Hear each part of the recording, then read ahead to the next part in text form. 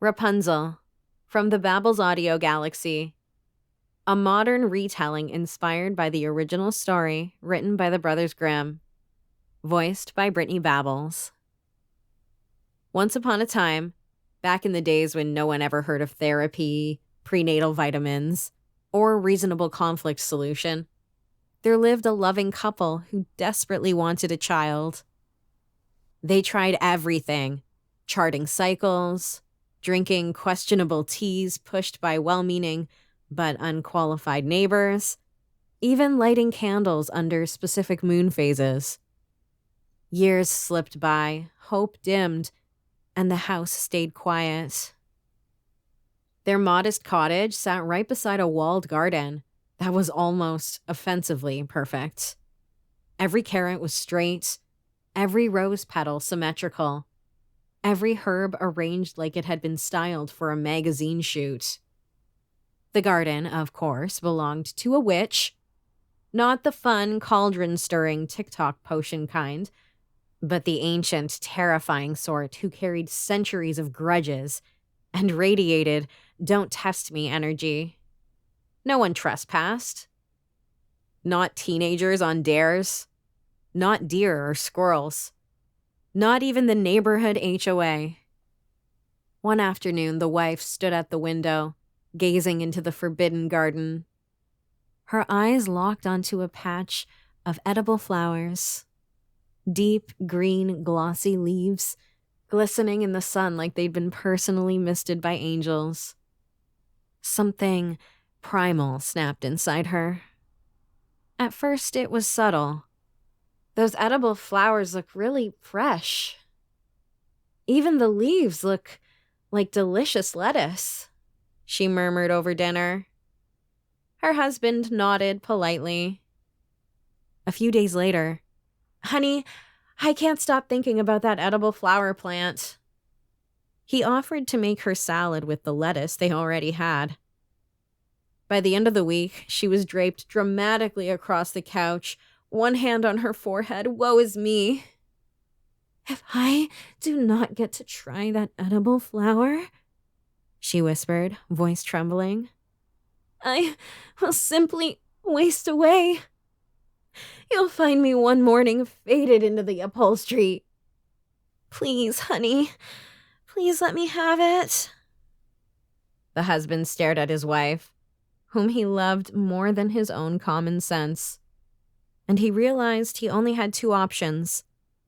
One, watch her dramatically expire over some edible flowers. Or two, commit felony-level garden theft. He chose option 2.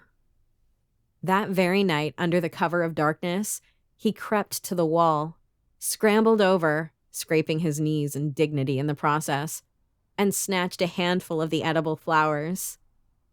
He sprinted home like the vegetable police were on his tail. His wife squealed in delight, like a woman possessed. Right then and there, she devoured them with moans of relief. The color flooded back into her cheeks. Light returned to her eyes. Marital harmony was restored. The next morning, she shook her husband awake. Looking at him sweaty, she said, "I'm gonna need some more." He responded, "How much more?" A smile creeped across her face. "All of it. Every day. Forever." So, like a good husband, back he went, night after night, growing bolder and sloppier, until one moonless evening, as he reached for another fistful of this plant, a shadow detached itself from the garden wall. The witch appeared out of nowhere, like a jump scare. "How dare you?" she hissed, voice echoing with the authority of someone who's never lost an argument. "Steal from my garden?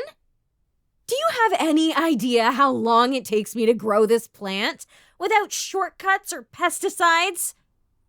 I've squished so many cabbage moths, my fingers are green." The man dropped to his knees. He spilled the entire tragic saga. The years of infertility, The life-threatening craving and the pressure from his wife? The witch listened, arms folded, eyes narrowed. Then, slowly, she smiled. A smile that suggested she collected unfavorable contracts the way that others collect vintage wine. Very well, she said smoothly. You may take all of this edible flour that you desire, sir. Yes, feed your wife. Keep her alive. But in exchange, when your child is born, it belongs to me. The man froze. There was way too much information there to process. When the child is born, did the witch know something that he didn't? Somewhere in the back of his mind, a tiny, rational voice screamed, "This is a terrible idea. Walk away, consult a lawyer, your wife, anything." But he looked toward the cottage window where his wife waited, and the voice went quiet. He agreed. 6 months later, a beautiful baby girl was born, golden-haired, bright-eyed, perfect. Before the new parents could even finish arguing over names, the witch appeared in the doorway. She quickly scooped up the infant. "Her name," she declared, "is Rapunzel." Then she vanished. Rapunzel grew up in the witch's isolated cottage. She was beautiful in the way fairy tale heroines always are. Flawless skin, luminous eyes, hair that caught sunlight like spun gold. But on the day that she turned 12, the witch decided isolation wasn't enough. She relocated the girl to a tower deep in the forest. Tall, doorless, stairless, with only one high window and a zero-visitor policy. Unless it was the witch. And every day the witch approached and called up to her, "Rapunzel, Rapunzel, let down your hair." Rapunzel would lean out the window, uncoil her impossibly long braid, and let it cascade to the ground. The witch would grab hold and climb, using the girl's hair as an unofficial ladder. No one ever discussed conditioner, scalp massages, or the long-term cervical spine implications. Years passed. Rapunzel's world shrank to stone walls, birds on the windowsill, and her own voice echoing back at her. She sang songs that drifted through the forest like invitations. One day, a prince riding through those woods on a routine quest, probably looking for a lost falcon or a key or something, he heard the singing and he stopped dead in his tracks. The voice pierced him straight through the chest. He followed it, found the tower and circled it, searching for an entrance.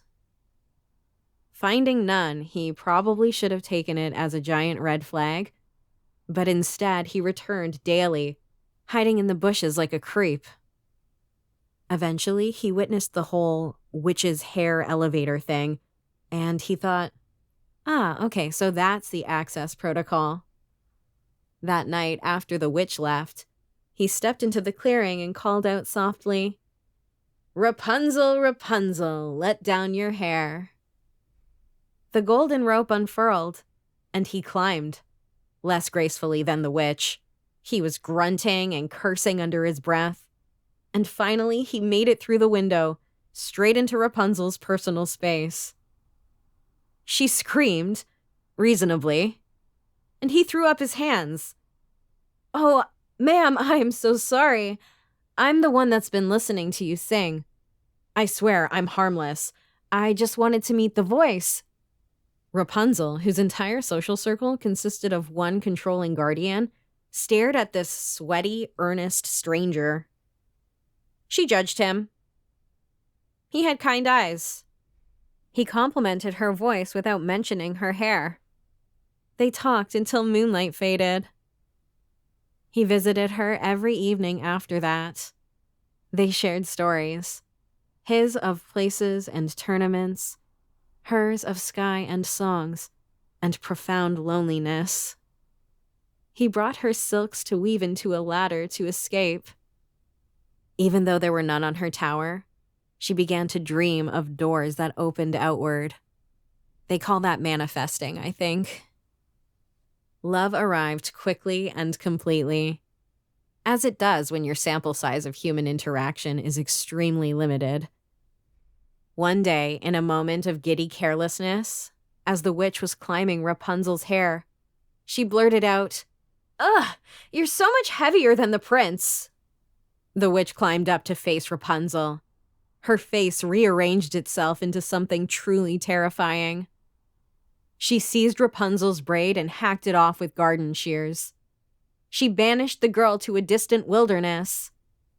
Then she waited in the tower, tying the severed hair to the window hook like the world's worst bait. When the prince climbed up that final time, full of hope and escape plans, the witch greeted him with a cruel smile. "She's gone," she crooned. "You came for your darling, but that sweet bird no longer sits in this nest. And she sings no more. The cat's got her now. Rapunzel is lost to you. You will see her no more." Devastated, the prince stumbled, and he fell backward out the window into a thicket of thorns below. The pain was blinding. Literally, the thorns blinded him. He wandered the wilderness, sightless and heartbroken. Years later, faint singing reached him across a barren plain. He followed the voice until he stumbled into a small campsite where a young woman with short cropped hair tended 2 toddlers. It was Rapunzel. She heard his voice and gasped his name and ran to him. They hugged and she wept against his ruined eyes. Her tears, warm with love, grief, and long overdue catharsis, miraculously restored his sight. They returned to his kingdom with their children, which the origin story glossed over. They ruled wisely and well. The witch was never heard from again, presumably off somewhere writing a very bitter memoir. And somewhere far away, a certain husband, older, wiser, and still occasionally flinching at the sight of leafy greens, made a private ironclad vow. Never again would he sneak over a wall for a single stalk of anything, even if someone threatened to unalive themselves over it.